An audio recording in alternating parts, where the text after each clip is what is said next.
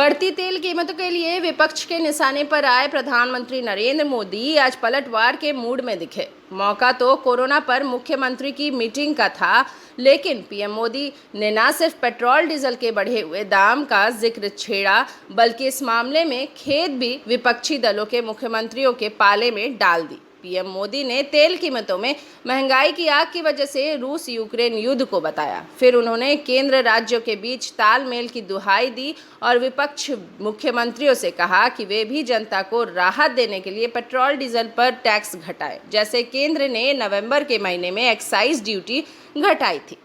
PM का ये बयान ऐसे समय में आया है जब जनता पेट्रोल डीजल, पीएनजी, सीएनजी के रोज बढ़ते दामों से त्रस्त है। इसे लेकर विपक्षी मोदी सरकार को घेर रहा है, लेकिन अब चूंकि खुद प्रधानमंत्री ने सीधे मुख्यमंत्रियों से बातचीत में तेल पर वैट घटाने की अपील कर दी है, तो ये विपक्ष के लिए भी ना निकलते बनेगा और ना उगलते।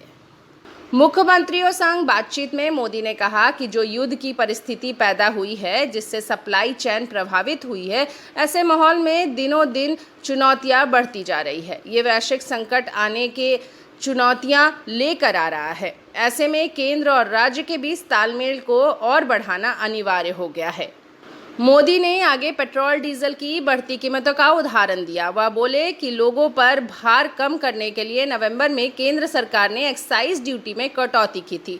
तब राज्य सरकारों ने भी वैट घटाने को कहा गया था।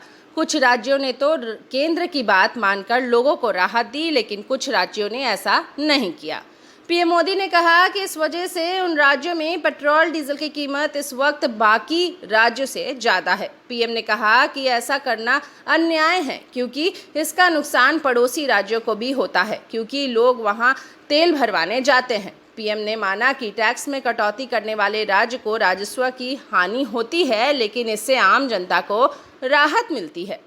मोदी ने आगे कहा कि कर्नाटका अगर वैट नहीं घटाता तो उसे भी इन 6 महीनों में 5,000 करोड़ से ज़्यादा का राजस्व मिलता। गुजरात ने भी वैट घटाया था, नहीं घटाया होता तो उसे भी 3 से 4 हज़ार करोड़ का ज़्यादा राजस्व मिल जाता। लेकिन इन समेत कई राज्यों ने टैक्स में कटौती करके अपने राज्य के लोगों को राहत दी।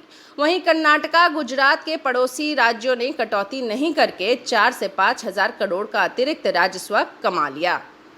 मोदी ने बताया कि भारत सरकार के पास जो रेवेन्यू आता है उसका 42% जो राज्यों के पास ही चला जाता है। प्रधानमंत्री ने आगे कहा कि केंद्र सरकार एक्साइज ड्यूटी घटाए हुए 6 महीने बीत चुके हैं, लेकिन राज्य सरकारें तो अब भी वैट कम करके राहत दे सकती है।